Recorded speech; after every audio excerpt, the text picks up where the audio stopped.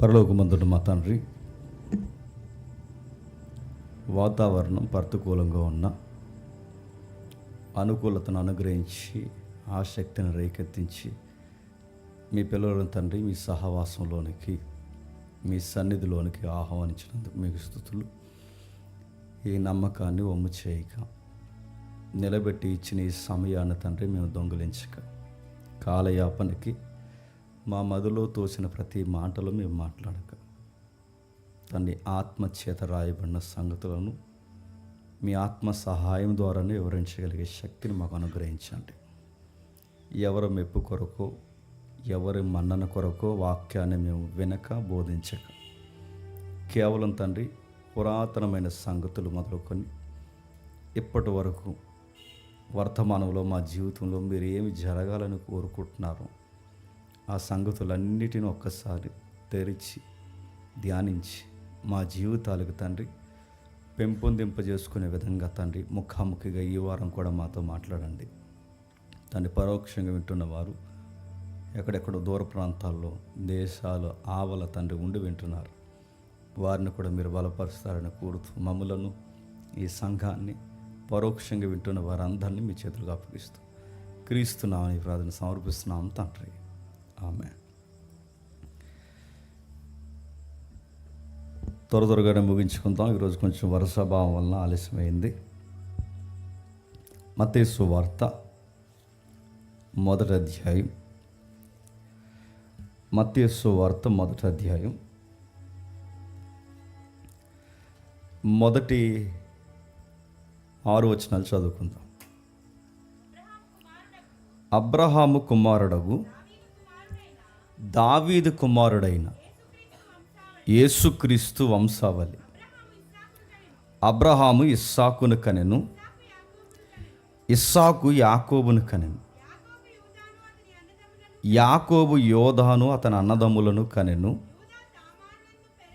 యోదా తామారునందు పెరెసును జెరహును కనెను, పెరెసు ఎస్రోమును కనెను, ఎస్రోము ఆరామును కనెను, హారాము అమినాదాబును కనెను, అమినాదాబు నయసోనును కనెను, నయసోను సల్మానును కనెను, సల్మాను రాహాబునందు బోయజును కనెను, బోయజు రూతునందు ఒబేదును కనెను, ఒబేదు యెషయిని కనెను, యెషయి రాజైన దావీదును కనెను. అక్కడ ఆగుతున్నాం.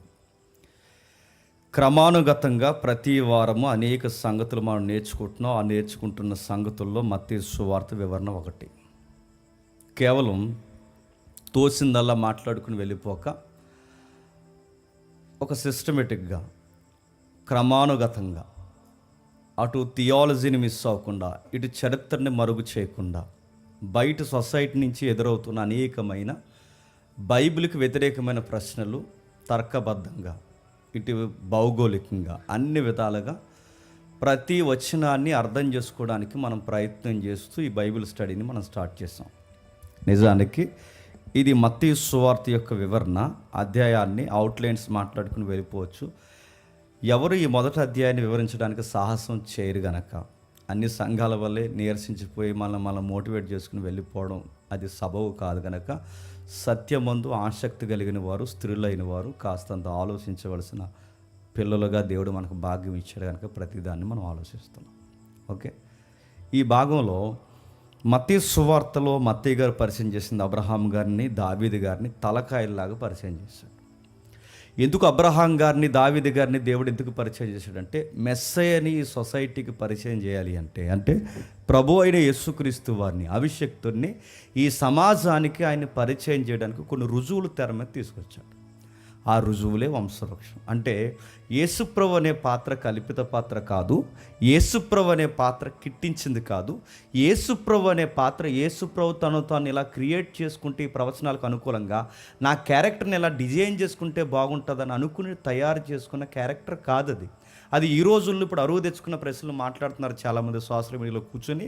ఈ మతోన్మాదపు ఛానల్స్ ఏవైతున్నావో వాళ్ళని వీళ్ళు ఇంటర్వ్యూ చేయడం, ఆ ఇంటర్వ్యూలో వీళ్ళు క్వశ్చన్స్ అడగడం, ఆ క్వశ్చన్లో దిక్కుమాలిన నాసిరకమైన ఆన్సర్లు వీళ్ళు చెప్పడం. అడిగేవాడికి తిరగలేదు, చెప్పేవాడికి తిరగలేదు, తిరగలేక తిరమాల పనులన్నీ చేస్తున్నారు. అది వీళ్ళు అడిగే ప్రశ్నలు ఏంటంటే, అరే బైబిల్లో ఎలా ఉంది, ఆయనకి హిస్టరీ లేదంటగా, ఆయనకి జీనియాలజీ లేదంటగా అంటే, లేదని ఆ యాంకర్ గాడికి ఎట్టా తెలుసు? పోనీ ఆడు అడిగాడు ఆడు వరమ్మలం ప్రశ్న అడిగాడు, పోనీ ఈ చెబుతున్నవాడన్నా తినంగా ఏమైనా ప్రూవ్ చేసి మాట్లాడుతున్నాడా? ఇడు అక్కడికి వెళ్ళి అప్పుడు నొక్కుంటాడు ఆ గూగుల్ ఏం చెప్తుంది? నీ బొంద నీకు ఆ గూగుల్ నీకు ఏం చెప్తుంది? నీకంటే ఒక బైబిల్ స్టడీ ఉంది, దీనికి హిస్టారికల్ డాక్యుమెంట్స్ ఉన్నాయి, దీన్ని చదివితే మన వయసు చరిపోనంత పొంకాల చరిత్ర ప్రతులు ఉన్నాయి క్రైస్తవ సంఘ చరిత్రలో. మనకన్నా బాగా చదివేసిన పండితుల యొక్క వ్యాఖ్యానాలు క్రైస్తవ సమాజంలో ఉన్నాయి. అది చదివేడు ఆ గూగుల్తో ఆడక అవి చదివితే వీటిని దగ్గర పట్టుకుని చూస్తే మాట్లాడుతున్న ప్రతి ఒక్కడికి ముక్కు మీద ఏలేసుకునేలాగా సమాధానం చెప్పొచ్చు. అరకొరగాళ్ళందరూ వచ్చి ఈ మధ్య ప్రశ్నలు అడుగుతుంటే ఆ ప్రశ్నలకు జవాబులు కూడా మన వాళ్ళు అరకొరగానే చెప్తున్నారు. సందర్భం వచ్చినప్పుడు నేను చెప్తాను. కిమ్ అని ఒక ఆయన ఉన్నాడు. జిమ్ కిమ్ లాడు కాదు. కిమ్ అంటే ప్రపంచంలో అతిపెద్ద మేధావి. ఇప్పుడు ప్రపంచంలో కంప్యూటర్తో సైతం పోటీ పడే ఒక మేధావి ఉన్నాడు ఈ ప్రపంచంలో. ఆయన లాస్ట్లో ఆయన పేరు కిమ్ అని వస్తుంది.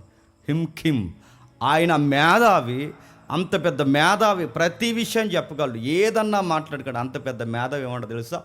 ఈ ప్రపంచాన్ని నడిపిస్తున్న ఒకే ఒక రియల్ గాడ్ ఎవరైనా ఉన్నారంటే బైబిల్ దేవుడు అన్నాడు. అలాంటి మేధావే బైబిల్ దేవుడు గొప్పడని ఇప్పుడున్న జనరేషన్కి పగిలిపోయేలా చెప్తే అడుగుతున్నాను.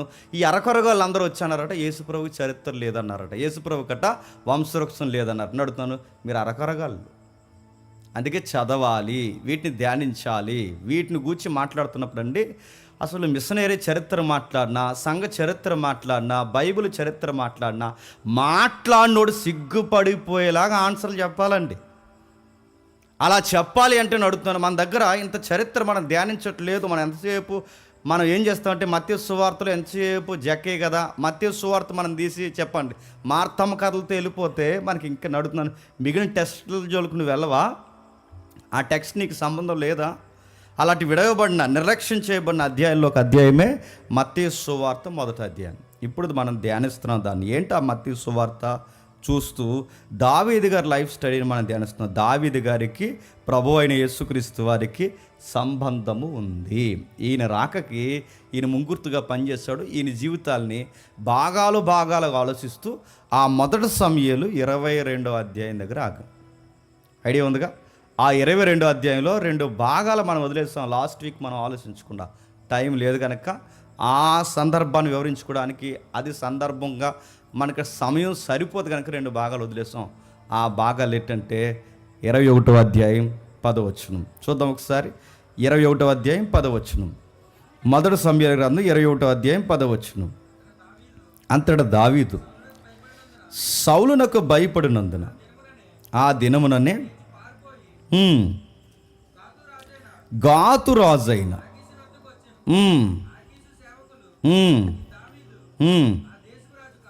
మన దేశపు రాజు కాడ వారి నాట్యమాడుచు గాన ప్రతిగానములు చేయొచ్చు సౌలు 1000 కొలదియు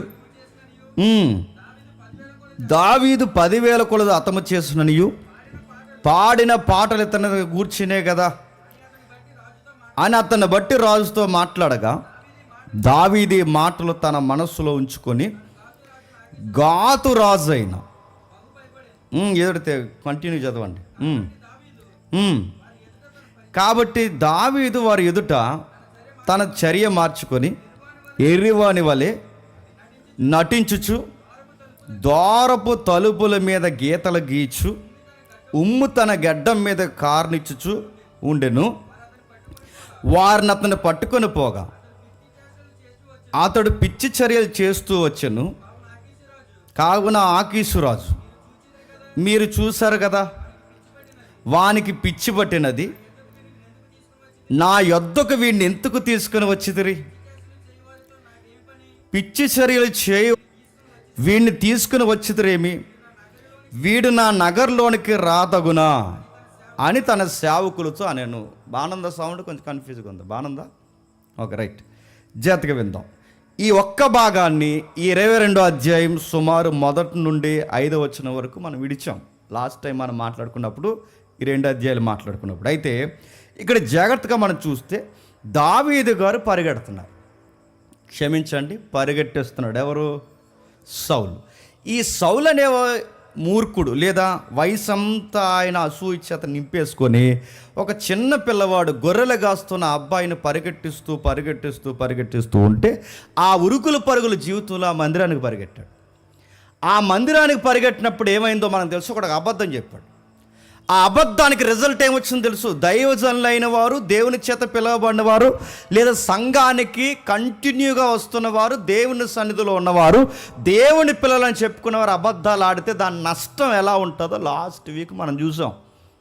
అయితే ఆ తర్వాత ఆయన చేసిన మొదటి తప్పు రిజల్ట్ ఏంటో మనం చూసాం. అబద్ధం ఒక నష్టం కలిగించిందంటే ఆయన చేసిన మొదటి తప్పు అబద్ధాలు ఆడడం. ఇప్పుడు రెండో తప్పు చేస్తున్నాడు. ఆ రెండో తప్పు ఏంటంటే గాతు పట్టణానికి వెళ్తున్నాడు. ఇప్పుడు అడుగుతున్నాను, చెప్పండి, గాతు పట్టణం అంటే ఎవరి పట్టణం అంటే అది ఇశ్రాయేలీలదా? గాతు పట్టణం అంటే అది ఎవరి పట్టణం అండి? యూదులదా? గాతు పట్టణం ఎవరిదండి? మహారాజు పుట్టబోయే ఊరది. గాతు పట్టణం ఏ ఊరండి? అసలు ఏ ఊరిలో నుంచి అయితే రాక్షసులు తిరగబడ్డారో ఆ ఊరది. ఏకదిశదముడు ఏ ఊరి నుంచి అయితే తిరగబడ్డారో ఆ ఊరు. అంటే గాత్ అనేది ఫిలిస్తీన్కి సుమారు 5 పట్టణాలు ఉంటే ఆ 5 పట్టణాల్లో ప్రాముఖ్యమైన పట్టణం గాతు. మీకు లాస్ట్ టైం మనం గొలియాతు కోసం మాట్లాడుకున్నాం. ఆ గొలియాతు కోసం మాట్లాడుతున్నప్పుడు గొలియాతు గారి పట్టణం ఏ ఊరు? గాతే.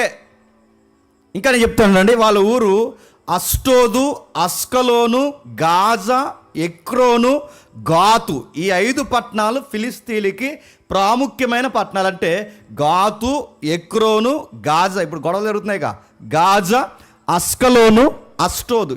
ఇవి ఆగిపోయినాయి చూడండి, ఈ సౌండ్ ఆగిపోయింది చూడండి. ఈ 5 పట్టణాలు ఏవైతే ఉన్నావో ఈ 5 పట్టణాలని మనం జాగ్రత్తగా చూడాలి. ఈ 5 పట్టణాలని జయిస్తున్నప్పుడు, అంటే ఎవరు జయిస్తున్నప్పుడు, ఈ 5 పట్టణాలకి ముందు 400 సంవత్సరాలు ఇశ్రాయేలు బానిసలుగా ఉండేవారు. ఎక్కడ? ఐగుప్తిలో. ఆ ఐగుప్తిలో బానిసలుగా ఉన్న వారిని తీసుకుని వచ్చినప్పుడు మోసే నాయకత్వంలో బయటకు వచ్చారు. మోసే నాయకత్వంలో బయటకు వచ్చినప్పుడు మోసే గారు ఒకటి చెప్తాడు, నువ్వు మోసేవైనా, దావీదువైనా, నువ్వు ఎవరివైనా, నువ్వైనా, నేనైనా ఆయన చెప్పిన దగ్గర చెప్పినట్టు మనం చెయ్యాలి. మోసే గారు ఎప్పుడైతే చెప్పలేదో నెబో కొండ పైన మోసే గారు చనిపోయారు. ఆ చనిపోయిన తర్వాత ఆ వాగ్దాన భూభాగానికి ప్రజలు నడిపించడానికి మళ్ళీ ఒక నాయకుడు వచ్చాడు. ఆ నాయకుడు యెహోషువ. ఆ యెహోషువ నాయకత్వంలో వచ్చేసరికి కానాను తెగలు ఉన్నాయి. కానాను భూభాగం మీద ఏర్పడి, ఈ కానాను భూభాగం మీద కానాను తెగలు ఎప్పుడైతే ఏర్పడి ఉన్నాయో ఆ కానాను ఏరియాకి, అంటే ఫిలిస్తీన్లు, మోయాబీలు, అమోనీలు, ఇలా తెగలు మాట్లాడుకుంటే సుమారు అధికారికంగా 7 తెగలు. ఆ తెగలకి సుమారు 5 పట్టణాలు చాలా ప్రాముఖ్యమైన పాత్ర పోషిస్తున్నాయి. అయితే గాతు పట్టణంలో ఒక భయంకరమైన రాక్షసులు మోకుండేవారు. వాళ్ళే అనానాకీలు. ఎవరైతే ఉన్నారో వీళ్ళు చాలా భయంకరమైన వ్యక్తులు. అంటే ఆ రోజుల్లో ఉన్నత దేహులు, ఒక మాట చెప్పాలంటే రాక్షసులు. వాళ్ళ మనుషుల్ని మిడతల్లాగా నలిపేస్తారు. అంటే యెహోషువ నాయకత్వంలో ఆ పట్టణాలన్నింటినీ జయించినా ఈ జాతిని ఎలగొట్టలేకపోయారు. ఆ శాసనం ఉండిపోయింది. ఎక్కడ? ఒకసారి యెహోషువ గ్రంథం తీయండి, 13వ అధ్యాయం. యెహోషువ గ్రంథము 13వ అధ్యాయం 3వ వచనం. యెహోషువ గ్రంథం 13వ అధ్యాయం 3వ వచనం. ఆ పట్టణాల కోసం చెప్తే చూడండి, 5 పట్టణాలు మనకు లిస్ట్ ఇస్తాడు అక్కడ. కనానీయులుగా ఎంచబడిన ఉత్తర దిక్కున ఎక్రోనీల సరిహద్దు, అదొక తెగ. ఫిలిస్తీన్ల 5 సర్దాలకు చేరిన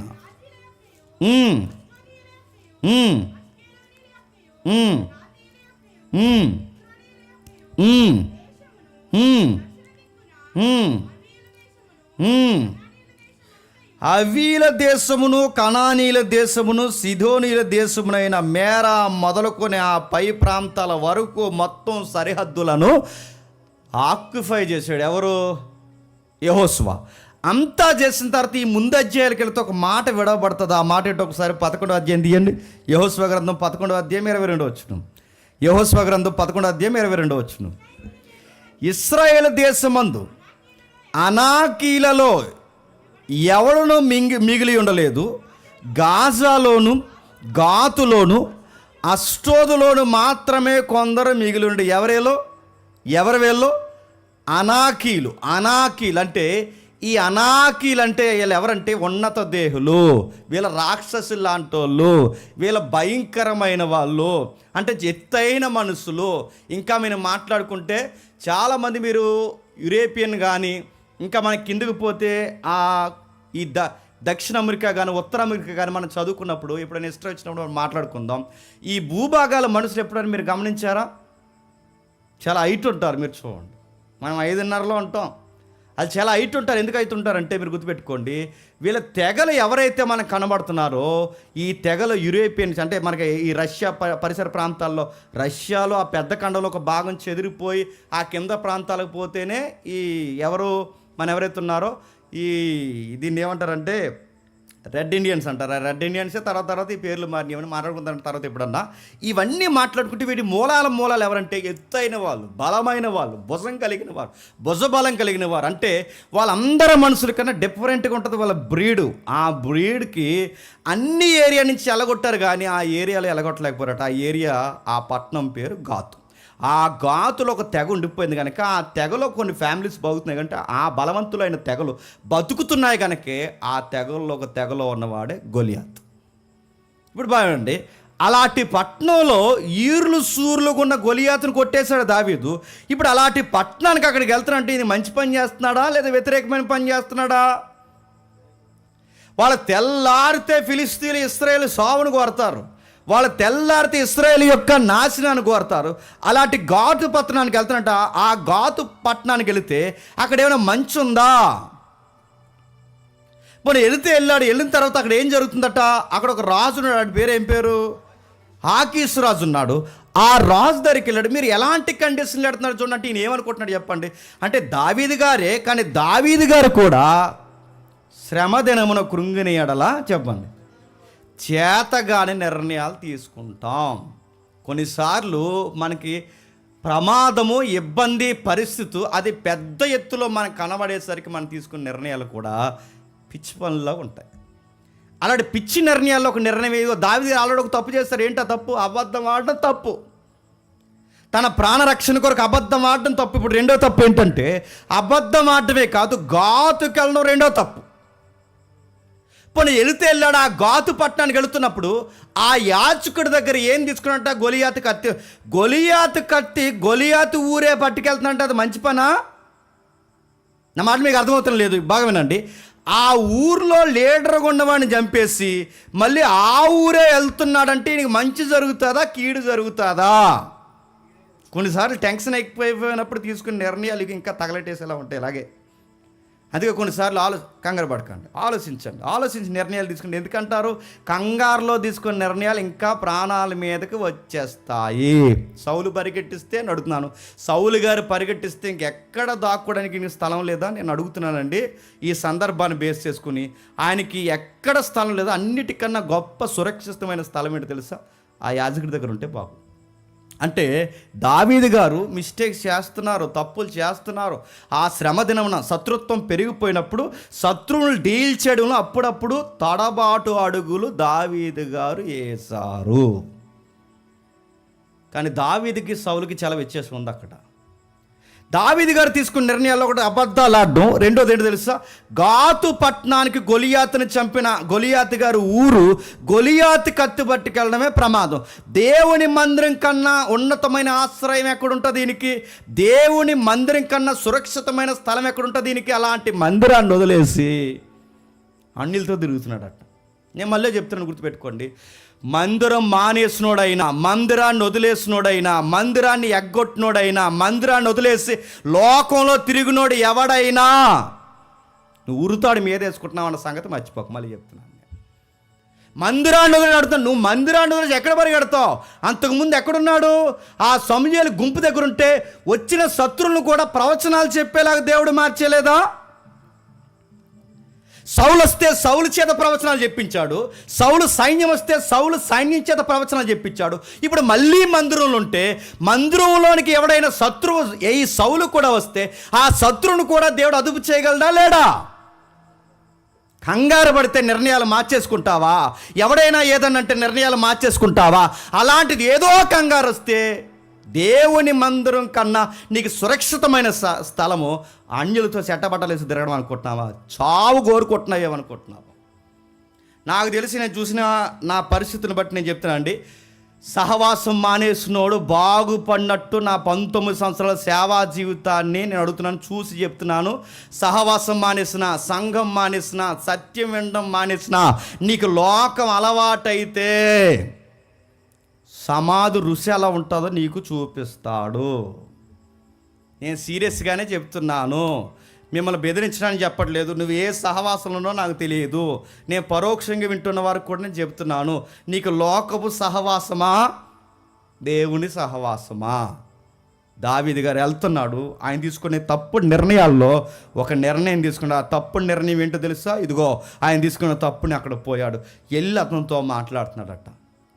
నిజంగా ఈ ప్రాంతం ఉందంటే చాలా కాలం వరకు జాగ్రఫికల్గా ఇది దొరకలేదు. చాలా కాలం వరకు ఇటీవల కాలంలో దొరికింది. ఇటీవల కాలంలో దొరికిన ఆ ప్రాంతాన్ని ఇలా గుర్తించి లేటెస్ట్ ఎలా పిలుస్తున్నారు దాన్ని ఏమనంటే టెల్ ఎస్ సఫీ అంటున్నారు. దాన్ని అంటే ఇప్పుడు జాగ్రఫికల్గా ఆ ఏరియాని పిలుస్తున్న పేరు అది.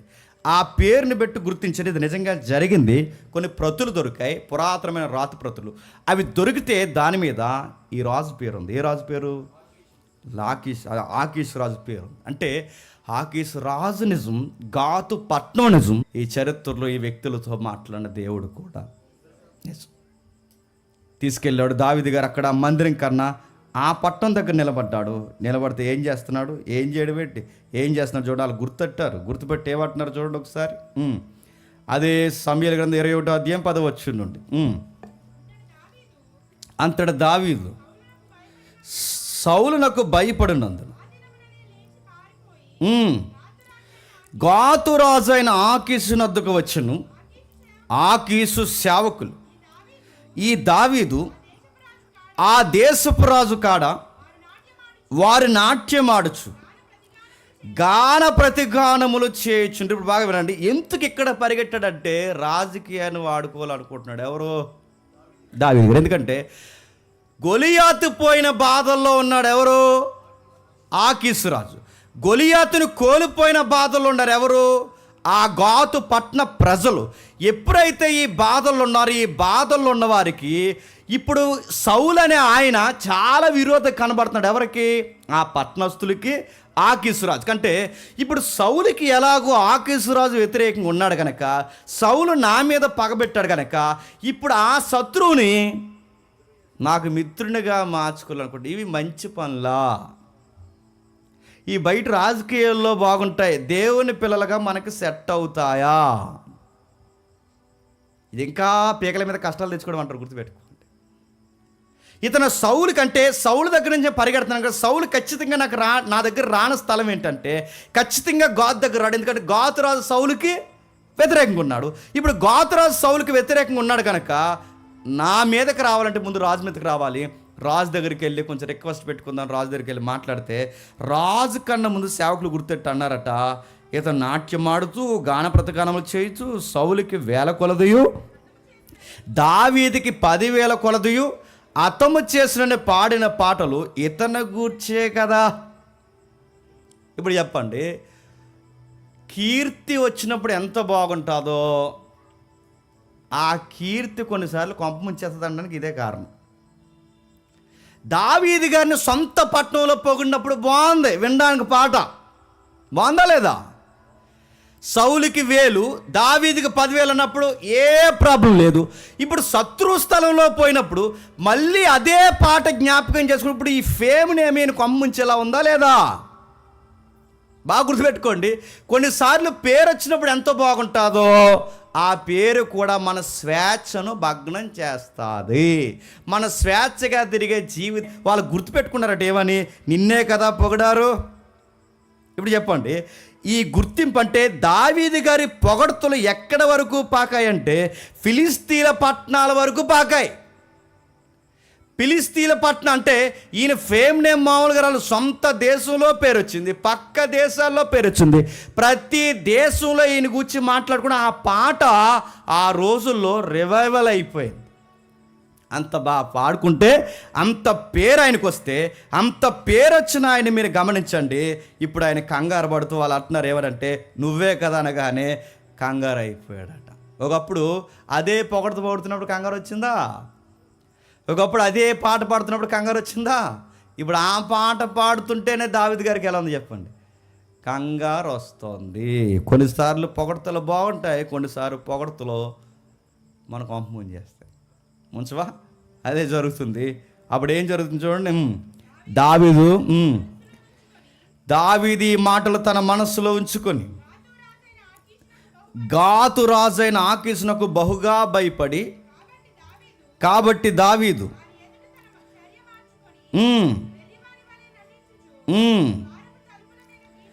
దారపు తలుపుల మీద గీతలు గీచు ఉమ్మి తన గడ్డం మీదకి రాగా వారతని పట్టుకొని పోగా అతడు పిచ్చి చేష్టలు చేయిచు వచ్చినప్పుడు బాగా వినండి. నీకే కదా మా గొలియాతు గారిని కొట్టినప్పుడు 10 ఏళ్ళు అన్నారు, నీ గురించే కదా మా గొలియాతును కొట్టినప్పుడు సౌలుకి 1000 దావీదుకి 10,000 నిన్నే అనగానే వెంటనే మనోడు ఏం చేశాడట? ఆస్కర్ అవార్డులు ఇస్తారంటే నటిస్తున్నాడట. ఎవరు చెప్పండి? తప్పుల మీద తప్పులు. అబద్ధం ఆడాడు, కొంప ముంచేశాడు. ఇప్పుడు ఏం చేస్తున్నాడు చెప్పండి? అబద్ధం ఆడాడు, కొంప ముంచే పనులు చేశాడు. రెండోది, దేవుని మందిరాన్ని వదిలేసి చెప్పండి గాతుకి వెళ్ళాడు. ఇది రెండో తప్పు. ఇప్పుడు మూడో తప్పు ఏంటి చెప్పిన? నటిస్తున్నాడు. ఇవన్నీ దావీదు గారికి అవసరం అండి. దావీదునే చూడకండి, నిన్ను నన్ను కూడా చూడకండి అడుగుతున్నాను. కొన్నిసార్లు మనకి ఇబ్బందులు అయినప్పుడు మన నాటకాలు వేస్తాం.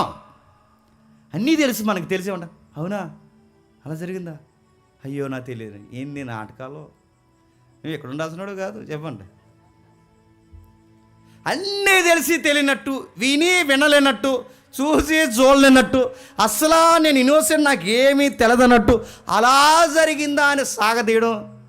దావీదు గారి కన్నా బాగా నటిస్తాం మనం అక్కడ ఉంటే. ఆయన కనీసం గోళ్ళే గీగాడు. ఆయన నటిస్తున్నప్పుడు అడుగుతున్నాడు, ఆయన నటిస్తూ ఈ నటన చేయడం మంచిదా? దావీదు గడ్డం మీదకి ఏమొచ్చిందట? దావీదు గడ్డం మీదకి ఏమొచ్చిందట చెప్పండి? ఎందుకు వచ్చింది చెప్పనా? నిజానికి అది కావాలనే బైబిల్ రచయితలు రాశారు. గడ్డం మీదకి ఉమ్ము రావడం అనేది గుర్తుపెట్టుకోండి, మగసిరిగల మగతత్వాన్ని చేతగానితనంగా చూపించడం ఆ రోజుల్లో. అంటే ఆ రోజుల్లో గౌరవాలు ఏంటో తెలుసా? లాంగ్ హెయిర్ చెప్పండి, గడ్డం ఇలా ఫుల్గా పెంచడం, అది గౌరవం. అలాంటి గడ్డం మీదకి, మగాడు గడ్డం మీదకి ఇలా ఉమ్ముగారుతుంది అనుకోండి చెప్పండి, గౌరవాన్ని. అంటే తనను తానే అవమానపరుచుకుంటున్నాడు, పిచ్చోళ్ళగా యాక్టింగ్ చేస్తున్నాడు, గతం మర్చిపోయాడు చూస్తున్నాడు. మరి ఎంత బాగా నటించాడు ఏంటో నాకు తెలియదు, కానీ అంత బాగా నటిస్తూ గోళ్ళకి చెప్పండి ఏ బాగా ఇవ్వలేదు, కానీ గోడ వైపు గీస్తూ ఇలా పిలిస్తే ఆ చక్కగా ఇలాగా గడ్డం మీదకి ఉమ్ము రాస్తుంటే ఇదంతా చూసినప్పుడు పక్కా ఫిక్స్ అయిపోయారండి. ఇంటెలిజెన్స్ కూడా మాసిపోయిందంట. ఇంటెలిజెన్స్ డిపార్ట్మెంట్ ఉంటుంది ప్రతి దేశానికి, ఇంటెలిజెంట్ డిపార్ట్మెంట్ కూడా మాసిపోయిందంట. అరే నిజంగా నేను మైండ్ చెప్పండి డిస్టర్బ్ అయిపోయింది. అయ్యో ఏమైందని. కానీ రాజు అడవి రాజు ఆ ఎదురుగా నిలబడినాడు, ఈ తెంగరోడు నా దగ్గర తీసుకొచ్చి రిటర్న్ అన్నాడు.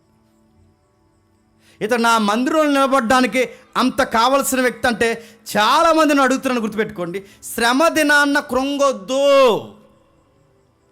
ఆ దృష్టాంతంగా రాయబడిన సంగతులు మనం ధ్యానిస్తున్నప్పుడు మీరు జ్ఞాపకం పెట్టుకోండి. శ్రమ దినమున కృంగొద్దు అని అడుగుతున్నాను. వీడు వ్యతిరేకమవుతాడు, అవనే. నెసిరి చెప్తుంది అవుతుంది, అవనే. అధికారులు వ్యతిరేకమా, అవనే.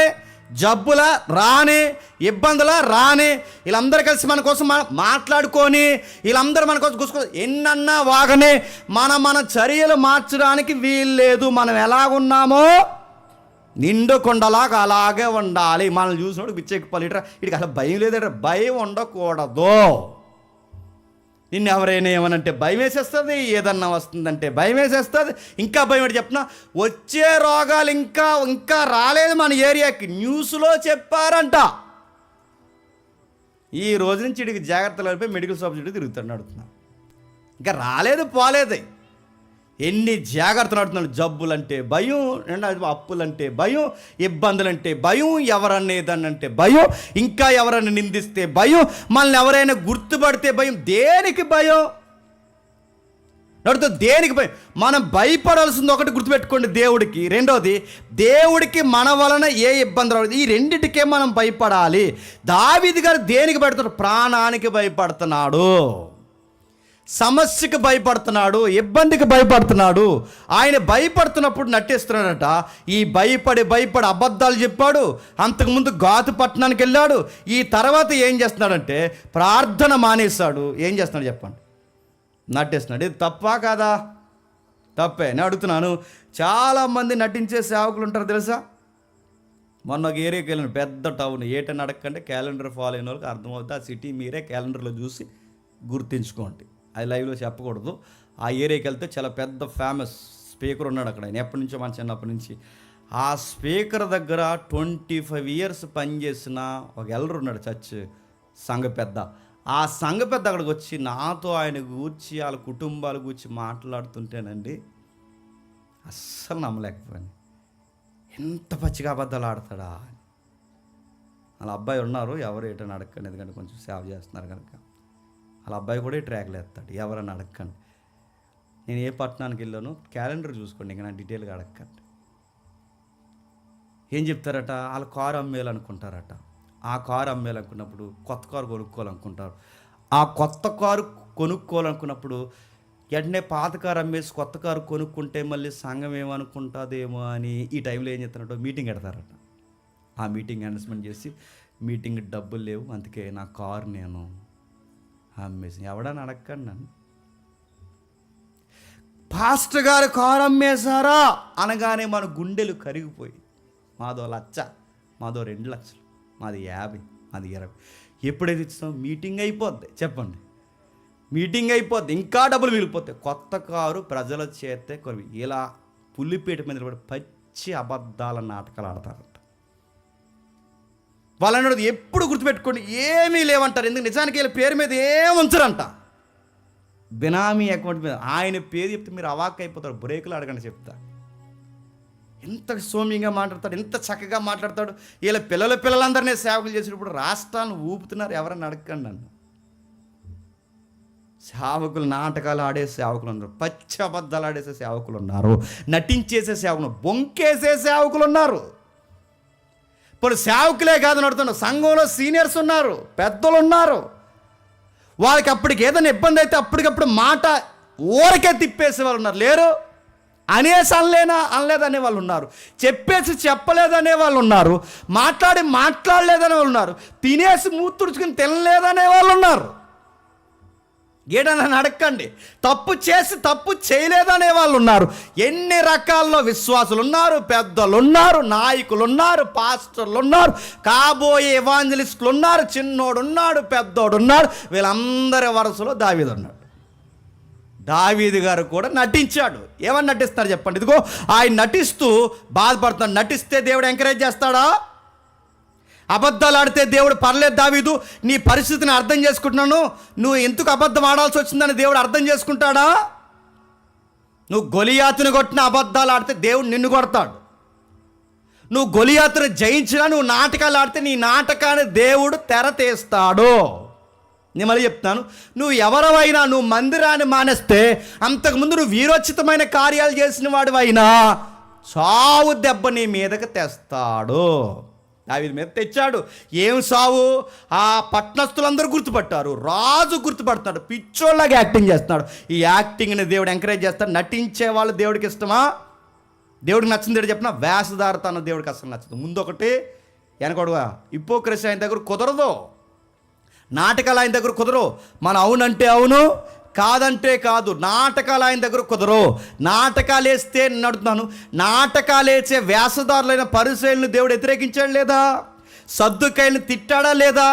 నాటకాలు మాట్లాడుతున్నాడు దేవుడు దులుమాడేసాడులే చరిత్రలో. నాటకాలు వేస్తే పరిసయ్యులను వదలవాడిని, సద్దుకాయలు వదలవారిని, నాటించేవారిని ఎవరిని క్షమించిన దేవుడు దావీదు నటిస్తే నా బిడ్డలే అని వదిలేస్తాడా? ప్రమాదంలో దావీదే కోరుండి కష్టాలు ఎవరు తెచ్చుకుంటారు చెప్పండి? సౌలు పరిగెట్టించాడు ఓకే, సౌలు తరుగుతున్నాడు ఓకే, కానీ ఎవరో తరిమితే ఆ నిర్ణయాల్లో సొంత నిర్ణయాలు తీసుకోవచ్చా? తీసుకున్న ఇలాంటి నటించే నిర్ణయాలు తీసుకోవచ్చా? తీసుకున్నాడు, ఇబ్బందులు తెచ్చుకున్నాడు.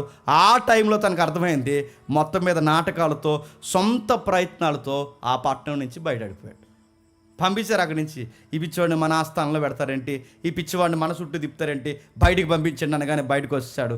ఆ బయటకు వచ్చినప్పుడు, ఆ సరిగ్గా అక్కడికి వస్తున్నప్పుడు ఆ లోపల బాగుండి ఆ పిచ్చోళ్ళు నటిస్తాడుగా, ఒక గంట నటించుంటాడు రాజు ముందు, లేదా ఒక అరగంట నటించుంటాడు ప్రజల ముందు, ఒక గంట అరగంట నటిస్తాడు. తర్వాత ప్రైవసీ ప్లేస్ ఉంటుందిగా, ఆ ప్లేస్కి పోయినప్పుడు ఇది ఒకటి ఉంటుందిగా, ఆ దేవుడు మనకు పెట్టిన మనస్సాక్షి, అది దావీదును గద్దించింది.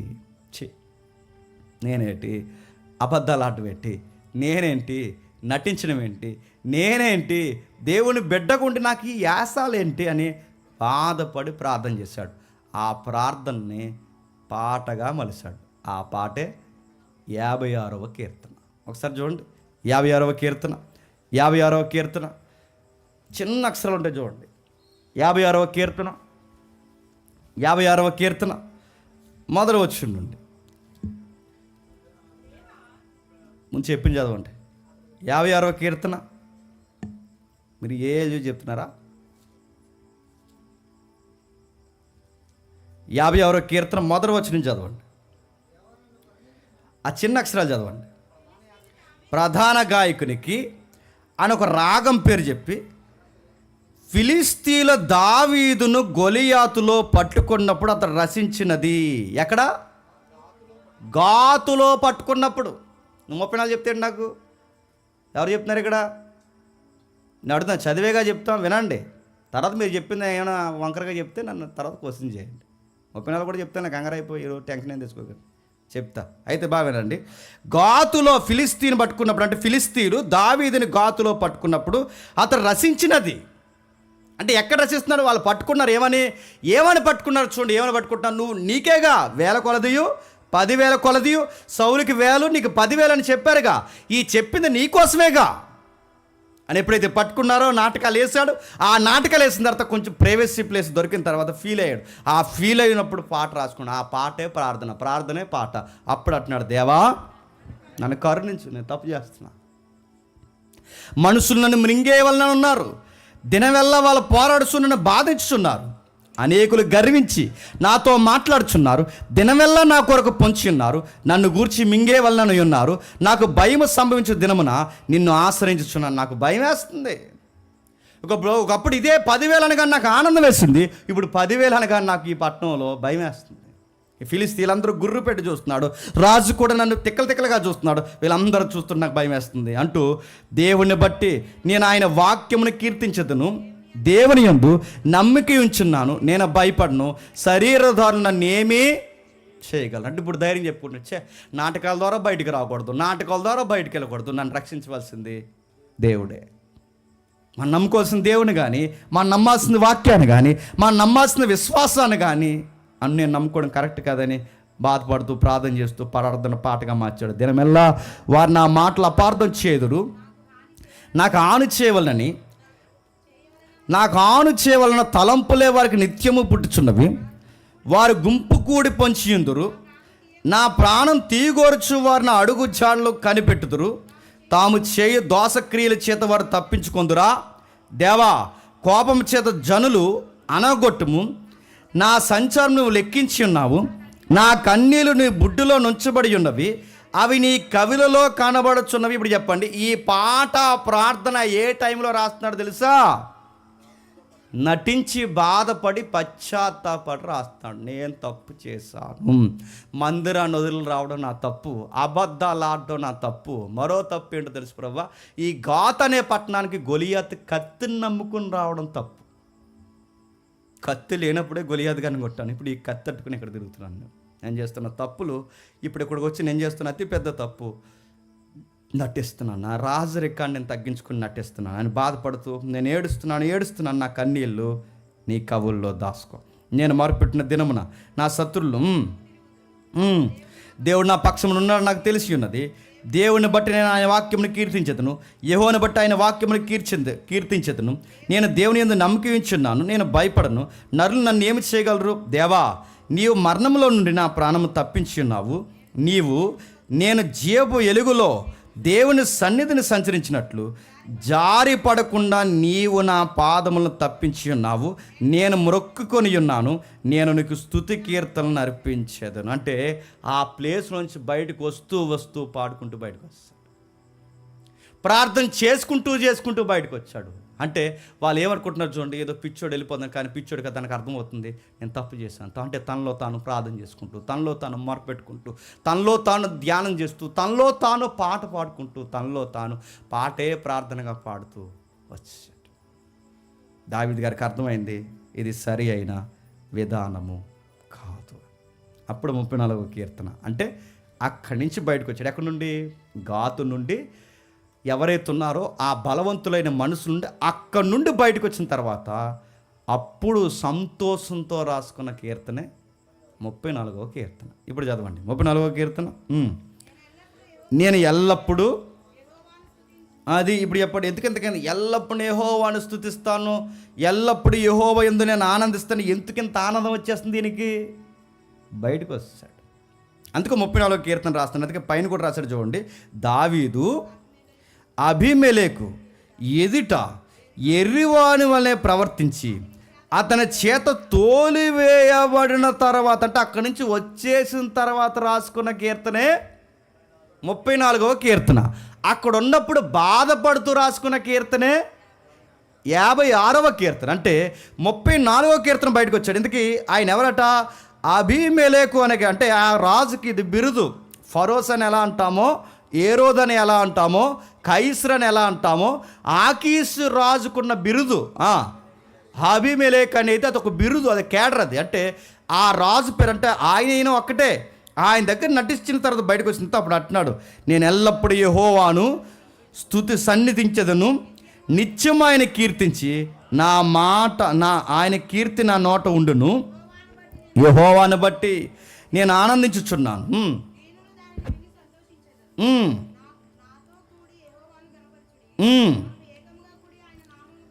మన ఏకముగా కూడా ఆయన నామము గొప్ప చేయదము. నేను యెహోవా యొద్ద విచారణ చేయగా ఆయన నాకు ఉత్తరం ఇచ్చాడు. నేను నటించడం వల్ల నేను బయటికి రాలేదు, నేను అబద్ధాలు చెప్పడం వల్ల నేను బయటికి రాలేదు, నా సొంత తెలివితేటల వల్ల నేను బయటికి రాలేదు. నేను ఇప్పుడు బయటకు వచ్చానంటే నేను ఆయన యొద్ద విచారణ చేశాను. ఎలా విచారణ చేశాను? ఆ 56వ కీర్తనలు చేసిందంతా విచారణ. ఆ విచారణకు జవాబే 34వ కీర్తన. మీకు డౌట్ రావాలంటే 56 తర్వాత 57 ఉండాలి కదా.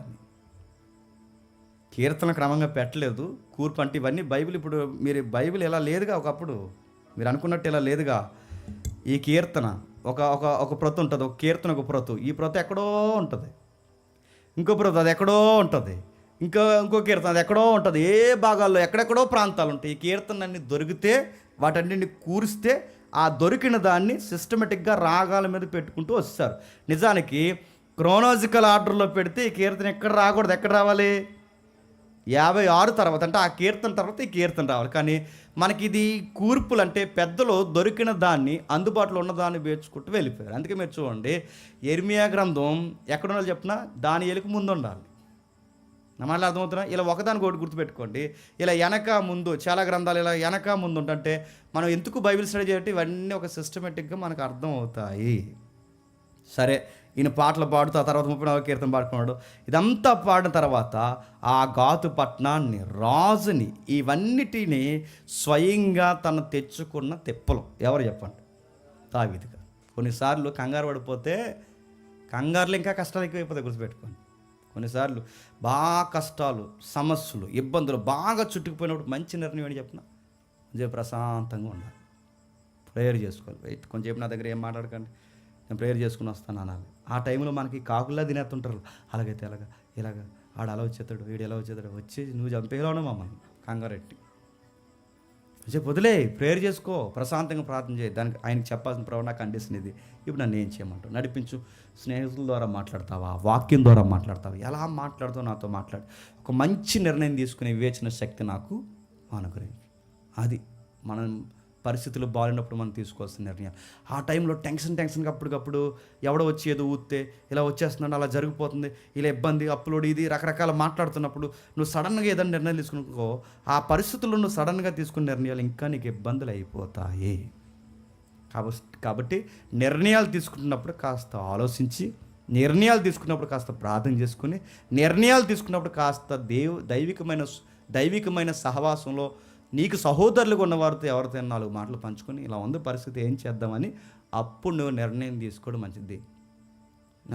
జింకకి లేచిందే పరుగున్నట్లు లెగితే జింకని మింగేసే సింహం వెనకాల పరుగుకోతుంది, గుర్తుపెట్టు. ఓకే, దావీదుగా తీసుకున్నారు. అప్పుడు ఏం జరిగింది? అక్కడ నుండి 22 అధ్యాయం ముగిద్దాం, ఒక 10 నిమిషాలు ముగిద్దాం. 22 అధ్యాయం మొదటి వచనం.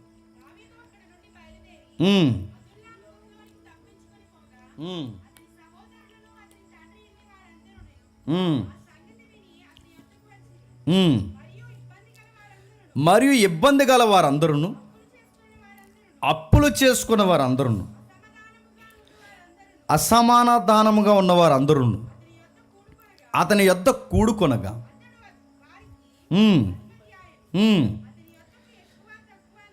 అతని యొద్ద ఎక్కువ తక్కువ 400 మంది వచ్చారట. ఇప్పుడు బాగా వినండి, ఎక్కడికి వచ్చాడట?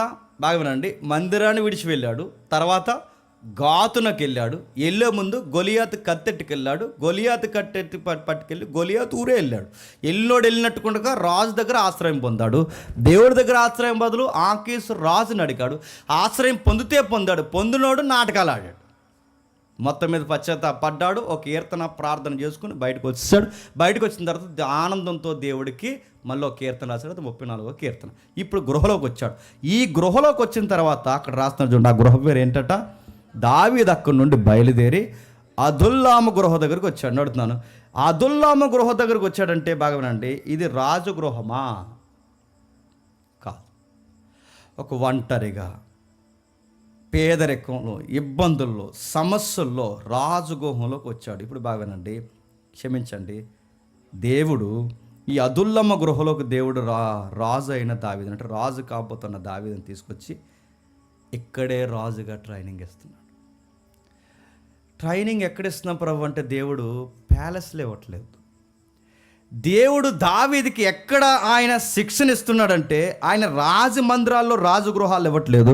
రాజగృహాల్లో కాకుండా దేవుడు ఎక్కడ రాజుని తయారు చేస్తున్నట్టు గృహలో. మీరు గుర్తుపెట్టుకోండి, సేమ్ టైం లైన్లో ఆపోజిట్గా ప్యాలెస్లో ఉన్నది ఎవరు? సౌలు.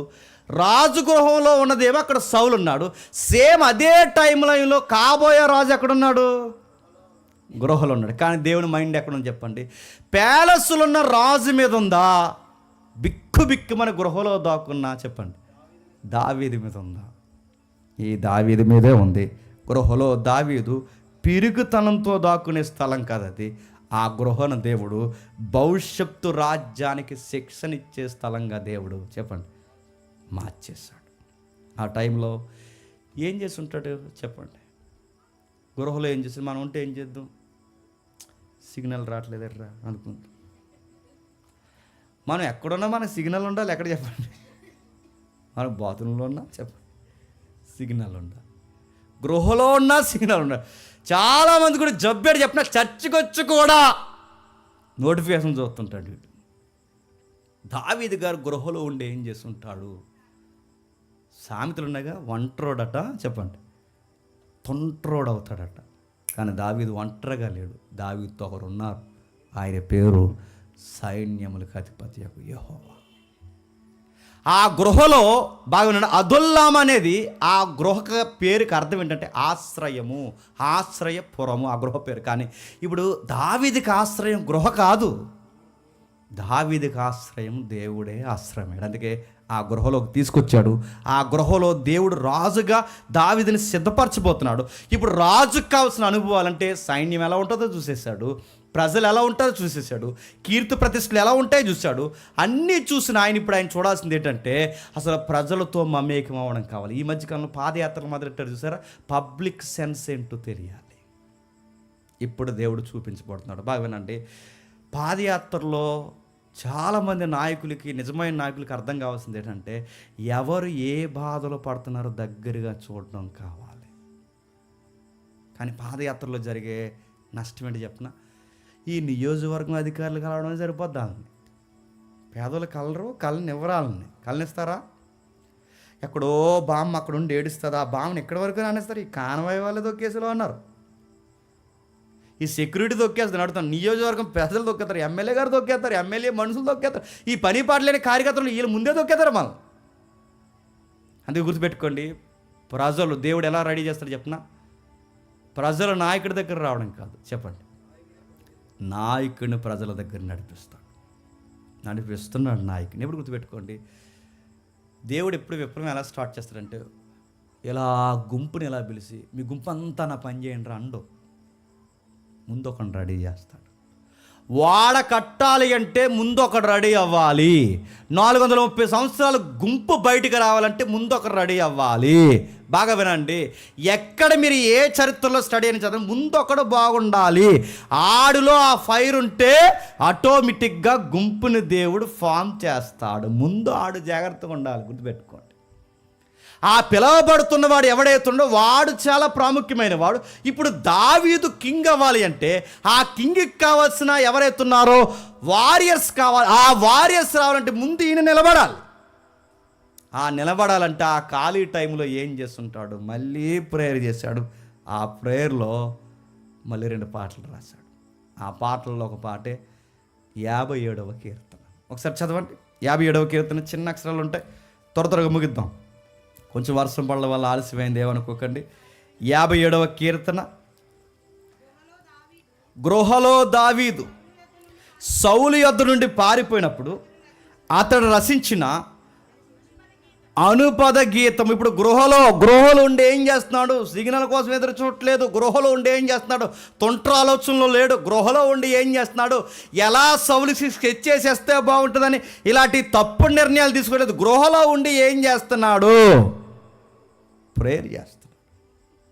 ఆ ప్రార్థనే పాట, పాటే ప్రార్థన. ఇప్పుడు ఆ ప్రార్థన పాట ఏమని?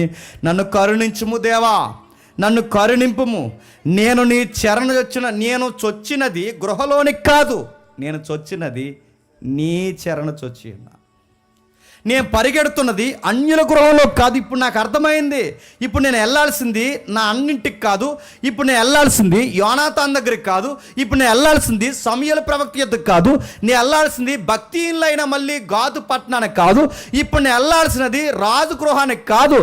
ఇప్పుడు నేను వెళ్ళాల్సింది నా ఇంటికి కాదు. ఇప్పుడు నేను రావాల్సింది నీ సన్నిధికి. నేను ఉండాల్సింది కూడా ఈ గృహంలో కాదు, నీ శరణజొచ్చి ఉన్నాను, నన్ను కరుణింపుము.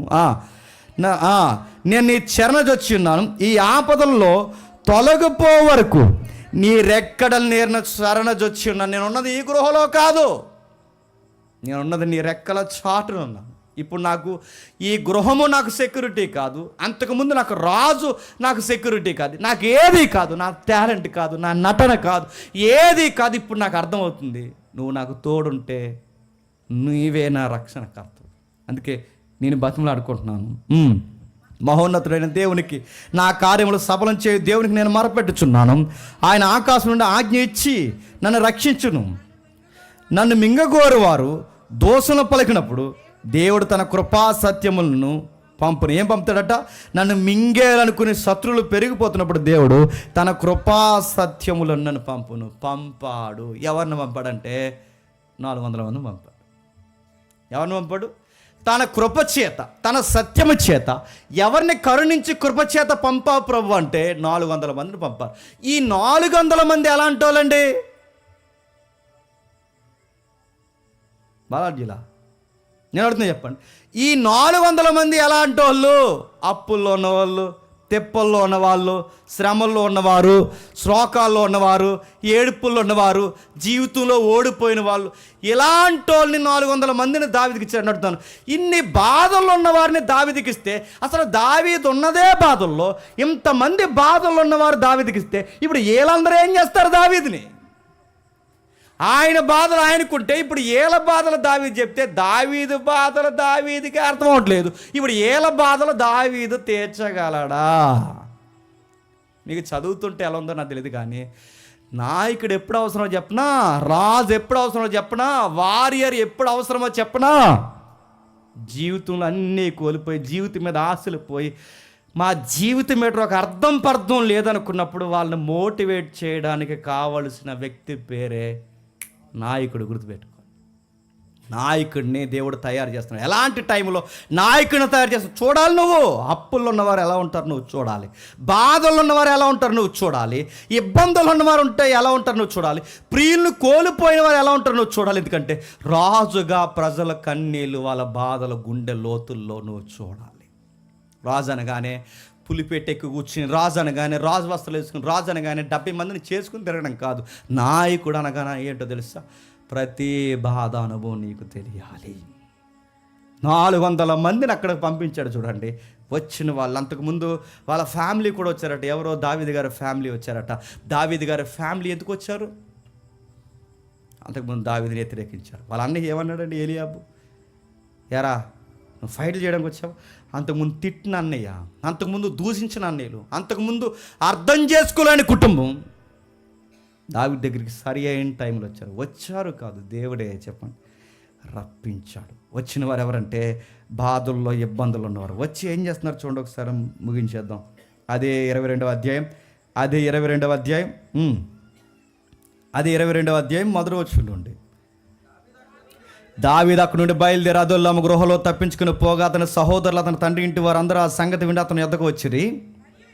మరియు ఇబ్బంది గలవారు, గుర్తుపట్టండి వాళ్ళ ప్రాబ్లమ్స్, ఇబ్బందులు ఉన్నవారు, అప్పుల్లో ఉన్నవారు, అసమాధానం ఉన్నవారు అతని యొద్ద కూడుకొనగా అతడు వారికి అధిపతి అయిన. వీళ్ళెవరు? అప్పుల్లో ఉన్నవారు, నిరాశలు ఉన్నవారు, శ్రమల్లో ఉన్నవారు, ఆదరణ లేనివారు. ఇలాంటి వారికి ఇప్పుడు ఈయన ఏమవబోతున్నాడు? నాయకుడు అవ్వబోతున్నాడు. ఇప్పుడు చెప్పండి, దేవుడు నాయకుడిని తయారు చేస్తున్నాడు. ఎవరి దగ్గర నాయకుడిని తయారు చేస్తున్న ప్రభు అంటే ఆయన తయారు చేస్తున్న నాయకుడు ఎలాంటి? దుఃఖంలో ఉన్న వారిని, జీవితంలో సుఖం లేని వారిని, శ్రమల్లో ఉన్న వారిని, అప్పుల్లో ఉన్న వారిని, ఇలాంటి వారిని దేవుడు పిలిచి రాజు దగ్గర నిలబెడితే అలాంటి వారికి దేవుడు ఏం చేయబోతున్నాడు తెలుసా? నాయకుడిని చేయబోతున్నాడు. ఇప్పుడు చెప్పండి, ఎంత గుంపుకి నాయకుడు అవ్వాలంటే ముందు ఈయనకి గుండె ధైర్యం ఉండాలి. నేను అడుగుతున్నాను, ఇన్ని అప్పులు ఆ ప్రజలకు ఎందుకు వచ్చాయి? ఇంత అసమాధానం వాళ్ళకి ఎందుకు వచ్చింది? ఇన్ని బాధలు ఎందుకు వచ్చాయి? నాయకత్వం లోపం దేశాన్ని అలుముకుంది. ఎవడా నాయకుడు? సౌలు దేశంలో ఫైనాన్స్ పట్టించుకోవడం మానేశాడు. సౌలు ఫోకస్ ఫైనాన్స్ మీద, నీ మీద ఉంది. దావీదు నీ మీద అసూయతో గురిపట్టి ప్రజలకు కావాల్సిన కనీసపు అవసరతలు తీర్చట్లేదు. కనీసపు అవసరతలు ప్రజలకు తీర్చకపోతే ప్రజలు అప్పుల్లో పడిపోయారు. ప్రజలకు సమాధానం లేకుండా పోయింది. ప్రజలకి శాంతి సమాధానం దొరకలేదు. ప్రజలకి ఇబ్బందులు పెరిగిపోయాయి. ప్రజల నాన్నవారు లేరు, ధైర్యం పోయింది, న్యాయం దొరకట్లేదు. గుర్తుపెట్టుకుని ఇప్పుడు నాయకులందరూ చూడండి, ఈడు గెలిస్తేనేమో ఆడిలో ఆనే అంటాడు, ఆడి గెలిస్తేనేమో ఈయనలో ఆనంతారు. వీళ్ళు ఆనేయించుకోవడమే సరిపోతుందండి వీళ్ళకి. ఈడొచ్చేమో ఆడి మీద ఫోకస్ పెడతాడు, ఆడొచ్చేమో ఈడి మీద. ఈడు ఒకరి మీద ఒకరు ఫోకస్ పెట్టుకుని మధ్యలో నష్టపోయేది ఎవరు? నేను అడుగుతున్నాను, ఈ మాట్లాడుతున్నాను. రాజధాని ఉందా? అడుగుతున్నాను. ఒక సిస్టమ్ ఉందా? మీకు ఎంతసేపు వాడి కోసం కావాలి, వాడికేమో మీకోసం కావాలి. నేను అడుగుతున్నాను, గెలిపించుకున్న మా సంగతి ఏంటి? పట్టించుకునే వాళ్ళు నడుతున్నాను. స్టేట్ దగ్గర నుంచి సెంట్రల్ వరకు మీరు ఎక్కడైనా మీరు చూడండి, వీళ్ళ ఫోకస్ చేసుకోవడం సరిపోద్ది తప్ప, ఈ అసూలు చేసి చచ్చిపోవడం సరిపోద్ది తప్ప, అరే జాబ్ నోటిఫికేషన్ అన్నాం రిలీజ్ చేసామా, ఇంతమంది ఎంప్లాయీస్ కానీ యూత్ ఉన్నారు, వీళ్ళని ఏం చేస్తున్నావు, ఇంతమంది కులగజ్జలతో కొట్టుకు చేస్తున్నారు, మతాలతో చేస్తున్నారు, వీళ్ళందరూ ఒక సిస్టమేటిక్గా నడిపించాలని ఆలోచించే నాయకులేరండి. రాష్ట్రానికి కరువు ఎప్పుడు వస్తుంది చెప్పినా, నాయకుడికి స్థలం లేకపోతే వస్తుంది. దేశానికి ఎప్పుడు ఇబ్బందులు కలుగుతుంది చెప్పినా, నాయకుడు టూరిజంలో తిరుగుతూ వస్తాయి. ఇంకెవడన్నా అడగండి నన్ను. ఈ మధ్యకాలంలో ఎవరో పోస్ట్ పెట్టారు, ఆయన పేరు నాస్తికుడు, ఆయన పేరు రమేష్ గారు. ఆయన పోస్ట్ పెట్టారు, మీరు చూసారు లేదో. ఆయన ఏమన్నా తెలుసా? ఇటీవల కాలంలో ఆయన పోస్ట్ పెట్టారు, ఆయన పెట్టిందని నేను చెప్తున్నా. ఆయన పోస్ట్ పెట్టాడు, ఏమని పెట్టంటే, ఇటీవల కాలంలో నాన్ వెజ్ కన్నా ఎక్కువగా అన్ని దేశాలు తిరిగింది ఎవరన్నా అడిగాడు. ఇంకేడని అడగండి నన్ను. అంటే టూరిస్ట్ తిరుగుతున్నారు, నడుతున్నాను, టూర్లు వేసినట్టు ఏడుతున్నారు. నువ్వెందుకలో నీకో ఫ్లైట్, ఆడికో ఫ్లైట్, ఈడికో ఫ్లైట్, కిందోడికో ఫ్లైట్, ఎమ్మెల్యే గడికి ఫ్లైట్, ఆడికి ఫ్లైట్. మా డబ్బంతా మీరు తిరగడానికి సరిపోతుంది. నేను అడుగుతున్నాను, ప్రజలకు నడుతున్నాను, పిల్లల చదువులని చూసేవాడు ఉన్నాడా? ఆరోగ్యం పట్టించుకునేవాడు ఉన్నాడా? గవర్నమెంట్ ఆఫీసుల వైపు చూసేవాళ్ళు ఉన్నారా అని అడుగుతున్నాను. ఏం తింటున్నారు, ఏం పట్టించుకునే వాళ్ళు ఉన్నారా? వీళ్ళ ప్రభుత్వం అంతా ఏం చేస్తుందంటే, ఆడికో పగోడు ఉన్నాడు, ఆడి మీదే ఉంటుంది వీళ్ళకి. ఆడి గెలిస్తే ఏం చేస్తారంటే ఈడి మీదే ఉంటుంది వీళ్ళకి. ఆడొచ్చి వీళ్ళని ఏం చేస్తాడు, ఈడొచ్చి వాళ్ళని ఏం చేస్తాడు అడుగుతాను. మధ్యలో దునపోతు దెబ్బలాడుకుని చెప్పండి, లేకపోతే మనం చంపేసినాయి అంట. ప్రజలకు ఎందుకని కష్టాలు వచ్చినాయి? అందుకే దుఃఖంలో ఉన్నారు, జీవితంలో సుఖం లేకున్నారు, శ్రమల్లో ఉన్నారు, అప్పుల్లో ఉన్నారు. ఇలాంటి వారిని దేవుడే దావీదు దగ్గరికి పిలిచాడు. ఇంతమందిని దావీదు దగ్గరికి పిలవాలంటే ముందు దావీదుని పిలవాలి. వాడ కట్టాలంటే ముందు నోవహు రావాలి. ఐగుప్తు నుంచి ప్రజలు బయటికి రావాలంటే ముందు మోసే రావాలి. ఇంతమంది ఆదరణ పొందాలంటే ముందు దావీదు బలంగా ఉండాలి. అందుకే అది అదుల్లమ్మ గృహాన్ని మనం చదువుకుంటాం, కానీ నిజమైన ఆశ్రయపురం దేవుడే దావీదుకి తయారు చేస్తున్నాడు. బాధలు ఉన్న ఆయన తయారు చేస్తున్నాడు, వాళ్ళతో మాట్లాడుతున్నాడు. ఆయన్ని ఎప్పుడైతే మాట్లాడుతున్నాడో దావీదు గారు నీలాటోడు నాలాటోడైతే ఒక ప్లాన్ చేద్దాడు. ఏం చేద్దాడు? 400 మంది ఫిగర్ వచ్చారు కనుక ఆపోజిట్ గవర్నమెంట్ ఫామ్ చేస్తే ఎలా ఉంటుంది అనుకుంటాం మనం. అయితే అనుకోమా? ఇప్పుడు మనకు సపోర్ట్ ఇచ్చారనుకోండి, మనం ఏం చేస్తాం? ఏ ప్లాట్ఫామ్ మీద అయితే గెలుస్తామో ఆ పార్టీకి ఎసరెడతాం. ఎట్టమా ఎట్టాడు కదా ఆ సెంటర్లో ఉన్నాడు, ఎవడని అడగండి. 7 తీసిపోయాడుగా. అందరూ పొగిడేశారు, బాగా మాట్లాడుతున్నాడు. జన్జీకి కావాల్సిన నెక్స్ట్ మినిస్ట్రీని బాగా మాట్లాడుతున్నాడు. ఈయనకి ఆ శాఖ నుంచి ఈ శాఖ ఇవ్వండి, హోమ్ తీసి ఫైనాన్స్ ఇవ్వండి. అదేంటంటే మొత్తం పట్టుకెళ్ళి బీజేపీకి ఇచ్చాడు. ఎవరన్నా అడగండి. ఇప్పుడు ఆ ఢిల్లీ ముఖ్యమంత్రి నెత్తి మీద క్యాప్ ఉంటుంది కంటే అది క్యాప్ తీసి బాధపడుతుంది. ఈయన నమ్మి ఇన్ని రోజులంటే ఆడే. నేను అడుగుతున్నాను, మనకి జనం సపోర్ట్ పెరిగితే, పబ్లిక్ సపోర్ట్ పెరిగితే 400 మందితో పక్కా స్కెచ్ చేసి ఎవరిని లేపేస్తాను చెప్పండి? సౌండ్ లేపేస్తాం. కానీ దావీదు గారు మంచి ఆలోచనతో ఏం చేశాడు చెప్పనా? అప్పుడు ఒక పాట రాశాడు. ఆ పాటే 142వ కీర్తన. ఏమని ఒకసారి చూద్దాం, ముగించేద్దాం.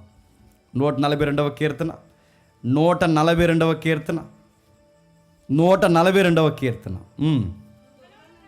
గృహలో ఉన్నప్పుడు దావీదు చేసిన ప్రార్థన. నేను ఎలుగెత్తి యెహోవాకు మొరపెట్టుచున్నాను, ఎలుగెత్తి యెహోవాని బతిమాలుకొనుచున్నాను. బహు వినయముగా ఆయన సన్నిధి నేను మొరపెట్టుచున్నాను. నాకు కలిగిన బాధ ఆయన సన్నిధిని తెలియజేయుచున్నాను. నాలో నా ప్రాణం కృంగిపోచున్నది, నా మార్గమునికి తెలియను. నన్ను పట్టుకొనుటకై నేను నలవలసిన త్రోవలో చాటున పగవారు ఉరియొడ్డుచున్నారు అని చెబుతూ ఆ పాట అంతా ప్రార్థన చేసిన తర్వాత సరిగ్గా ఆ టైంలో దేవుడు 400 మందిని ఇచ్చాడు. ఆ 400 మందిని నెక్స్ట్ అధ్యాయంలో మనం ధ్యానిద్దాం, టైం లేదు కనుక. ఆ 400 మందిని వారియర్స్గా మార్చేశాడు. ఎవరు వీళ్ళు? ఎవరండి అది? ఎవరు చెప్పండి? అంతకుముందు ఆర్మీలో పనిచేసి రిటైర్ అయ్యారల్లో వీళ్ళు ఎవరండి? అంతకుముందు సైన్యంలో పనిచేసి వచ్చిన బ్యాచ్. అంతకుముందు వీళ్ళు ఎవరండి? నేవీ, ఎయిర్ ఫోర్స్, ఇందులో ఏమైనా పనిచేస్తారు? వీళ్ళు ఎవరండి? అప్పులో నడుతున్నారు. అప్పులు చేసినోడు ఏమన్నా ప్రోటీన్ ఫుడ్ తిని బలంగా ఉంటాడా? ఆడెవడండి? ఆడికి ఫుడ్డే లేదు చెప్పండి, ఆడికి బెడ్డే లేదు చెప్పండి, ఆడికి రెస్టే లేదు చెప్పండి. ఇలా ఆ టోరు దావీదు గారికి ఇస్తే దావీదు గారట వాళ్ళని వారియర్స్గా. ఎందుకు ఈ వారియర్స్ని తయారు చేస్తున్నాడంటే సౌలుని కొట్టడానికి కాదు, కింగ్డమ్ ఫామ్ చేస్తున్నాడు. గుర్తుపెట్టుకోండి. రాజ్యాన్ని స్థిరం అంటే దేవుడు దావీదుకి ఇచ్చిన మొట్టమొదటి ప్యాలెస్ ఏంటో తెలుసా? అదుల్లాము గృహ. ఈ గృహనే దేవుడు రాజుకి రాజమందిరంగా మలిసేశాడు. ఆ మందిరంలో చిన్న రాజ్యాన్ని ఫామ్ చేశాడు. ఆ రాజ్యాన్ని దావీదు ఎవరైతే ఉన్నారో ఆ చేతగానుల్ని యుద్ధ సైనికులుగా మార్చేశాడు. వీళ్ళ చేతే ఈయన రాజు అయిన తర్వాత వాళ్ళని వదలకుండా, కష్టాల సమయంలో వచ్చారు కనుక, సరి అయిన సమయంలో తన చేయబట్టుకుని నిలబడ్డారు కనుక వీళ్ళని తీర్చిదిద్ది బాణాల్లాగా ఒక్కొక్కడిని చెక్కేశాడు. నాకు తెలిసి ఈయనకన్నా మంచి ట్రైనర్ ఎవరైనా ఉంటారండి? ఈయనకన్నా బాగా ఎవరైనా ఫైట్ చేయగలరా? ఈయన ట్రైనింగ్ ఇస్తే ఎవడైనా ఎంత షార్ప్గా ఉంటాడు చెప్పండి. గొలియాతుని కొట్టినోడు, సైన్యంలో పనిచేస్తున్నాడు, ఈయనే ట్రైనర్ అయితే నడుతున్నాడు. ఇంతకన్నా బాగా ట్రైనింగ్ ఇచ్చేవాడు ఉంటాడా? చేతగాని అప్పుల్లో ఉన్నవాడిని, ఇబ్బందులు ఉన్నవాడిని, శ్రమల్లో ఉన్నవాడిని, సుఖం లేని వారిని దావీదు గారు వారియర్స్గా మార్చేసి తన రాజ్యంలో ఉన్నతమైన క్యాడర్లో కూర్చోబెట్టాడు వాళ్ళందరినీ. తన్నే నమ్మిన బంటుల్లా మార్చుకున్నాడు, వారినే నమ్మిన వారధిగా మార్చుకున్నాడు, వారినే నమ్మిన సైనికులుగా మార్చుకుని ఈ 400 మందితో తను పరిపాలించినంత కాలము నమ్మకమైన సైన్యంగా దగ్గర పెట్టుకున్నాడు. ఎందుకంటే అన్నీ బాగున్నప్పుడు ఎవడైనా వస్తాడు చెప్పండి. నాకేమీ లేనప్పుడు దేవుని మాటను బట్టి నాలాగే బాధలు పడి సౌలు దగ్గర నాలాగే బాధలు పడి విసిగిపోయిన మీరు సరి అయిన సమయంలో వచ్చారు. నేను ఎప్పటికీ మిమ్మల్ని మర్చిపో. నేను రాజు అయితే రేపు పొద్దున ప్రతి ఒక్కరు నాకు బీరకాయ చుట్టమే, నేను రాజు అయితే ప్రతి ఒక్కరు నాకు చుట్టము పట్టమే, నేను రాజు అయితే రేపు పొద్దున ప్రతి ఒక్కరు నాకు సేద. నేను ఎదిగే కొద్దీ నాకు స్నేహాలు ఎక్కువైపోతాయి. కానీ నేను దిగువ స్థాయిలో ఒంటరిగా గృహంలో ఉండి ఏడుస్తున్నప్పుడు ఇప్పుడు వచ్చారు చూసారు. మిమ్మల్ని నేను ఎప్పటికీ మర్చిపోను. గుర్తుపెట్టుకున్నాడు, తీర్చిదిద్దాడు. ఆ తర్వాత అధ్యాయులు ఏం జరిగిందో మనం చూద్దాం. ఆ తర్వాత అధ్యాయాల్లో వీళ్ళకి కావాల్సిన ఒక బలమైన సైన్యంగా మార్చుకున్నాడు. ఆ కాంటెక్స్ట్ చదువుతుంటే మీకు ఏం గుర్తొస్తుందో లేదో నాకు తెలియదు, కానీ ఒక మాట గుర్తు రావాలి. ఆ మాట ఏంటి చెప్పిన, ఇప్పుడు మనం కూడా అప్పుల్లో ఉన్నామో లేదు చెప్పండి, శ్రమలు ఉన్నామో లేదు చెప్పండి, సమాధానం లేకున్నామో లేదు చెప్పండి, ఉద్యోగాలు లేక, కుటుంబంలో సమాధానం లేక, సరి అయిన ఆర్థిక పరిస్థితులు లేక, రకరకాల ఇబ్బందులు ఉన్నామో లేదు చెప్పండి. ఉన్నాం. కానీ మనం వాదార్చడానికి మనకి ఏ గృహం ఉంది? మనం వాదార్చడానికి మనకెక్కడ దావీదు బతుకున్నాడు?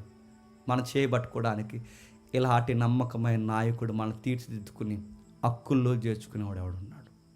ఇప్పుడు దావీదు బతికలేడు, కానీ ఒక రాజు ఉన్నాడు. ఆయన ఒక పిలుపునిచ్చాడు, ప్రయాసపడి భారం మోసుకుంటున్న సమస్త జనులారు, ఎనీ ప్రాబ్లం ఏదున్నా నా దగ్గర రా, నీ ప్రాబ్లం నేను డీల్ చేస్తానన్నాడు. ఇప్పుడు మనకు దావీదు లేడు, ఒక రాజు ఉన్నాడు. ఆయన పేరు నజరాయుడైన యేసు. ఆయన దగ్గరికి రా. ఎక్కడున్నాడండి? ఏ గృహంలో ఉన్నాడంటే ఆ గృహం పేరు చెప్తాను విను. ఎక్కడ 2-3 ఆయన నామాన్ని కూడుకుంటారు అక్కడ ఉంటాడు ఆయన.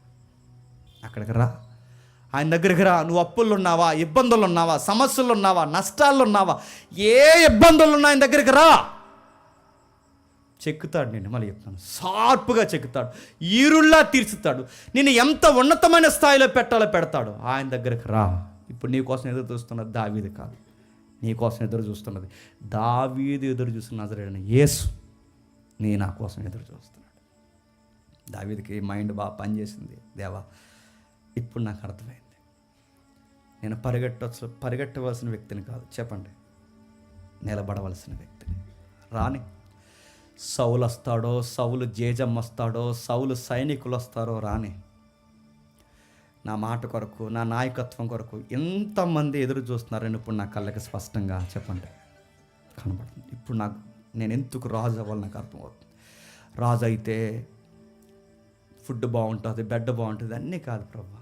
రాజు అయితే ఇలాంటి పేదలు ఉన్న వాళ్ళు బతుకులు బాగుంటాయంటే వీళ్ళ కోసం నేను చచ్చిపోవడానికి నేను నాయకుడిని అవుతానని గృహంలో బలంగా నిర్ణయం తీసుకున్న వ్యక్తి దావీదు గారు.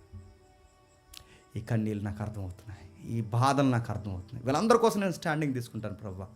ఇప్పుడు నాకు అర్థమైంది, నేను నీ చరణజొచ్చి ఉన్నాను, వీరు నా చరణజొచ్చి ఉన్నారు. మేమందరము చెప్పండి నీ చరణజొచ్చి ఉన్నాం. నువ్వు మాకు తోడుంటే సౌలు కాదు, ఈ ప్రపంచం అంతా వ్యతిరేకమైన నీ చిత్తాన్ని మేము చెప్పండి జరిగిస్తాం. ఆ రోజు దావీదు తోడున్నది ఎవరు చెప్పిన? నజరేయుడైన యేసు. ఈరోజు నీ కష్టాలు, నా కష్టాల్లో, అప్పుల్లో, ఇబ్బందుల్లో, ఆ సమాధానంలో నాకు తోడుండేది ఎవరు చెప్పిన? అదే రాజు. ప్రయాసపడి భారం మోసుకుంటారు మన అందరికీ ధైర్యం ఇస్తున్న రాజు. ఆ రాజు దావీదుకు తోడున్న రాజు, దావీదు సింహాసనం మీద కూర్చున్న రాజు. ఆ రాజు నీ రాజు, నా రాజు. మన రాజు ఇంకా సజీవుడు. మోకాళ్ళు లేగలిగిన వారు మోకాళ్ళు వేయండి, మోకాళ్ళు లేని వారు లేచి నిలబడండి. దావీదు దగ్గరికి ఎన్నెన్నో బాధలతో ఉండి ఎలాగైతే ప్రజలు వచ్చారో ఆయన దగ్గరకు కూడా మనం ఎన్నో బాధలతో వచ్చాం, ఎన్నో ఇబ్బందులతో వచ్చాం, ఎన్నో సమస్యలతో వచ్చాం, ఎన్నో తీరని వేదనతో మనం వచ్చాం. నీ రాజుకి చెప్పాల్సిన విషయాలన్నీ చెప్పు. నీ రాజు దగ్గర మొరపెట్టుకోవాల్సిన సంగతులన్నీ మొరపెట్టు. నీ దేవుడు, నీ రాజు నీకు సమాధానం కలిగిస్తాడు. ఎవరు కదిలిపోవద్దు. ఈ ఉన్నతమైన కార్యక్రమంలో మీరు పాల్గొనండి.